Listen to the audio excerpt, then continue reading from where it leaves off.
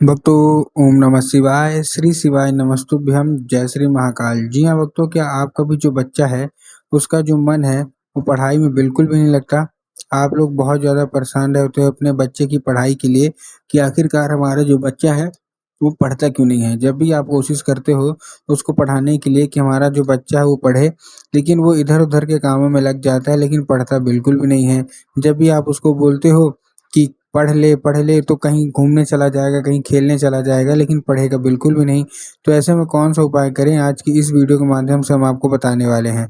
तो बस शांति से उपाय सुनिएगा, अच्छे से करिएगा। अगर आपने आज का ये उपाय ध्यान से सुन के अच्छे तरीके से कर लिया तो अवश्य रूप से जो कोई भी इच्छा है, जो कोई भी मनोकामना है, जो कि अभी तक आपकी पूरी नहीं हुई है, अवश्य रूप से वो मनोकामना पूरी होगी ही होगी और महादेव की कृपा आपके ऊपर अवश्य रूप से होगी ही होगी। देखिए, आपको भी पता है कि पूज्य गुरुदेव की जो कथा होती है ना, उसमें लाखों की भीड़ आती है। कैसे भीड़ आती है? लाखों की भीड़ आती है। और जब गुरुदेव की कथा में लाखों की भीड़ आती है, तो वहाँ ज़्यादातर जो भक्त रहते हैं वो क्या करते हैं, पत्र के द्वारा, किसके द्वारा? पत्र के द्वारा अपनी मनोकामना गुरुदेव तक पहुँचाते हैं। तो अभी गुरुदेव की कथा चल रही थी, आज से 4 से 5 महीना पहले की बात है। गुरुदेव की कथा चल रही थी और गुरुदेव की कथा में लाखों की भीड़ आई। अब जब गुरुदेव की कथा में लाखों की भीड़ आई तो वहाँ ज़्यादातर जो भक्त थे ना, उन्होंने क्या किया, पत्र के द्वारा अपनी मनोकामना गुरुदेव तक पहुँचाई। अब जब गुरुदेव के पास पत्र पहुँचा और गुरुदेव ने पत्र पढ़ा, तो वहाँ गुरुदेव ने देखा कि ज़्यादातर जो भक्त हैं ना, उनकी क्या है, उनकी केवल और केवल एक ही मनोकामना है कि गुरुदेव, हमारा जो बच्चा है, उसका जो मन है ना, वो पढ़ाई में बिल्कुल भी नहीं लगता। हम लोग बहुत ज़्यादा परेशान हैं उसकी पढ़ाई के लिए कि हमारा जो बच्चा है, वो पढ़ता क्यों नहीं है। जब भी उसको बोलते हैं कि पढ़ने बैठ जाओ, तो कहीं खेलने चला जाएगा, कहीं घूमने चला जाएगा, कहीं कुछ करने लगेगा, लेकिन पढ़ेगा बिल्कुल भी नहीं। हमको समझ में नहीं आता कि आखिर ऐसा कौन-सा उपाय करें ताकि हमारा जो मतलब बच्चा है वो पढ़ाई की ओर आकर्षित हो। तो आज का ये वीडियो मात्र और मात्र आपके लिए है। जो लोग भी मेरी आवाज़ सुन रहे हैं, क्या करना है, कैसे करना है, पूरा आपको समझाने वाला हूँ, पूरा अच्छे से बताने वाला हूँ। तो बस उपाय ध्यान से सुन के अच्छे से करिएगा ज़रूर। अगर आपने आज का ये उपाय ध्यान से सुन के अच्छे से कर लिया, तो अवश्य रूप से जो कोई भी इच्छा मनोकामना है वो अवश्य रूप से पूरी होनी ही होनी है, ठीक? तो देखिए, पूरा का पूरा अभी जैसे गुरुदेव के पास पत्र पहुँचा ना, 4-5 महीने पहली बात है, ये भी बता दूँ। जब गुरुदेव के पास पत्र पहुँचा तो जब गुरुदेव ने उपाय बताया तो लोगों ने जा के इस उपाय को घर में करना शुरू कर दिया। अब जैसे ही लोगों ने जा के इस उपाय को घर में करना शुरू कर दिया, तो वही लोग गुरुदेव की कथा में मात्र 1 से डेढ़ महीने के बाद वापस भी आ गए। अब जब वही लोग गुरुदेव की कथा में वापस आए, तो उन्होंने क्या किया, फिर से एक बार गुरुदेव को पत्र लिखा। लेकिन ये वाला जो पत्र था ना, ये गुरुदेव को धन्यवाद के रूप में पत्र था कि गुरुदेव, धन्य हो आपका, आपके द्वारा बताया गया उपाय हमने कर लिया है। हमारी सारी की सारी जो इच्छा थी, सारी की सारी जो मनोकामना थी, हमारा जो बच्चा था ना, जो बिल्कुल भी नहीं पढ़ता था, अब वो बिना बोले, बिना कुछ कहे पढ़ाई करने लगा है। आपका कोटि-कोटि धन्यवाद। तो देखिए, जो लोग भी मेरी आवाज़ सुन रहे हैं ना, अगर आपको भी जानना है कि आखिर ऐसा कौन-सा उपाय है जिसको करने मात्र से जो बच्चे होते हैं, वो अपने आप पढ़ाई की ओर आकर्षित होते हैं, पढ़ाई करने लगते हैं। तो चलिए हम बताते हैं आपको आज की इस वीडियो के माध्यम से कि आपको करना क्या है। तो बस उपाय ध्यान से सुन के अच्छे से करिएगा ज़रूर।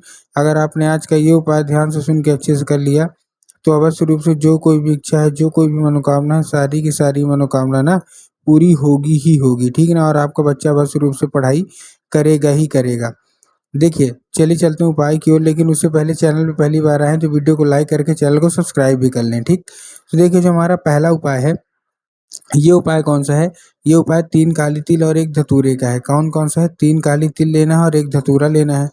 अब देखिए, काली तिल और काली मिर्च में ना बहुत सारे लोग कन्फ्यूज़ होते हैं कि काली तिल लेना है हमको कि काली मिर्च। तब गुरुदेव ने साफ-साफ बताया कि आपको क्या लेना है? आपको लेना है काली तिल, ठीक? ले लिया काली तिल। अब काली तिल लेने के बाद आपको करना क्या है? जैसे आपने काली तिल लिया, काली तिल लेने के बाद आपको केवल और केवल एक काम करना है। जैसे आपने लिया काली तिल, ये लेके आपको कहाँ पहुँच जाना है? सीधा-सीधा कहाँ? शिव मंदिर, अपने बच्चे के हाथ में देना है मतलब, ठीक है ना? बच्चे के हाथ में दे दिया। अब बच्चे के हाथ में देने के बाद आपको करना क्या है? जैसे आपने बच्चे के हाथ में, उसको 1 धतूरा भी दे दीजिए। 3 काली तिल और 1 धतूरा। अब देखिए, काली तिल और काली मिर्च में ना बहुत सारे लोग कन्फ्यूज़ भी होते हैं, काली तिल देना है कि काली मिर्च देना है। तब गुरुदेव ने साफ-साफ बताया कि आपको क्या देना है? आपको देना है काली तिल। ठीक, आपने दे दिया। देने के बाद आपको करना क्या है? उसको धतूरा दे दीजिए, उसको भेज दीजिए कहाँ? सीधा-सीधा शिव मंदिर। अब जैसे ही शिव मंदिर भेजेंगे, शिव मंदिर भेजने के बाद उसको करना क्या है? जैसे ही शिव मंदिर भेजेंगे, उसको बोलना है कि दक्षिण दिशा में खड़ा हो जाए और उत्तर की ओर अपना चेहरा कर ले।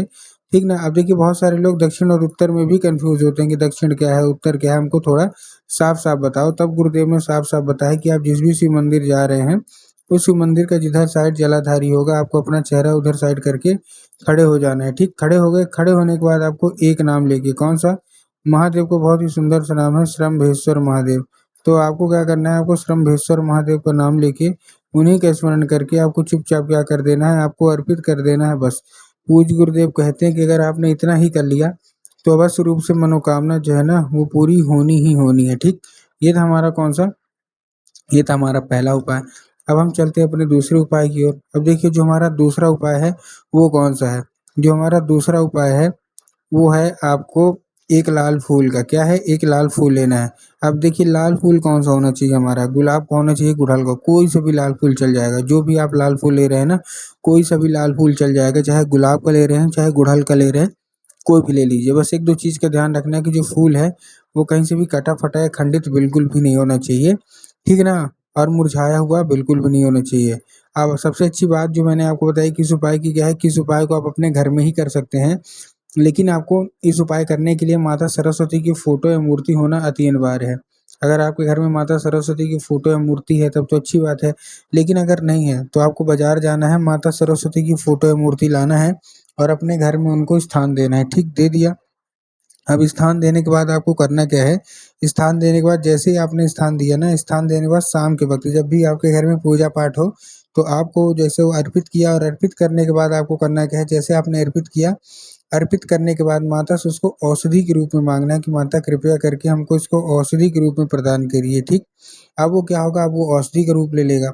तो बस आपको करना क्या है, उसी रात जब आपका बच्चा खाना-पीना खा के सो जाए, तो आपको वो लाल फूल उठाना है और अपने बच्चे के माथे पे 2 से 3 बार आपको फेर देना है बस। पूज्य गुरुदेव कहते हैं कि अगर आपने इतना ही कर लिया, तो अवश्य रूप से जो भी इच्छा है, जो भी मनोकामना है, वो पूरी होगी ही होगी, ठीक। ये था कौन-सा? ये था हमारा दूसरा उपाय। अब हम चलते हैं अपने तीसरे और आखिरी उपाय की ओर। अब देखिए जो हमारा तीसरा और आखिरी उपाय है, इस उपाय में है क्या? इस उपाय में आपको एक पान का पत्ता लेना है और पान के पत्ते के ऊपर शहद का लेपन कर देना है। क्या करना है? शहद का लेपन कर देना है, ठीक। शहद का लेपन कर दिया। शहद का लेपन करने के बाद अपने बच्चे के हाथ में देके उसको भेज दीजिए कहाँ? सीधा-सीधा शिव मंदिर। अब जैसे ही शिव मंदिर पहुँचेगा, शिव मंदिर पहुँचने के बाद आपको क्या करना है, जैसे ही शिव मंदिर पहुँचेगा उस आपके दिमाग में आएगा कि जाएँगे बाबा भोलेनाथ के ऊपर अर्पित करवा देंगे, जो कि पूर्णतः गलत है। आपको बाबा भोलेनाथ के ऊपर अर्पित नहीं करवाना, आपको कहाँ अर्पित करवाना है? आपको अर्पित करवाना है माता सुख सुंदरी के ऊपर। अब देखिए जिसको पता है कि माता सुख सुंदरी की जगह कहाँ होती है, उनका तो ठीक, लेकिन बहुत सारे ऐसे लोग हैं, जिनको ये नहीं पता कि माता सुख सुंदरी की जगह होती कहाँ है। तब गुरुदेव ने बताया है कि जो जलाधारी है, जलाधारी के बिल्कुल बीचों-बीच होती है, तो चुपचाप बस आपको वहाँ अर्पित करवा देना है बस।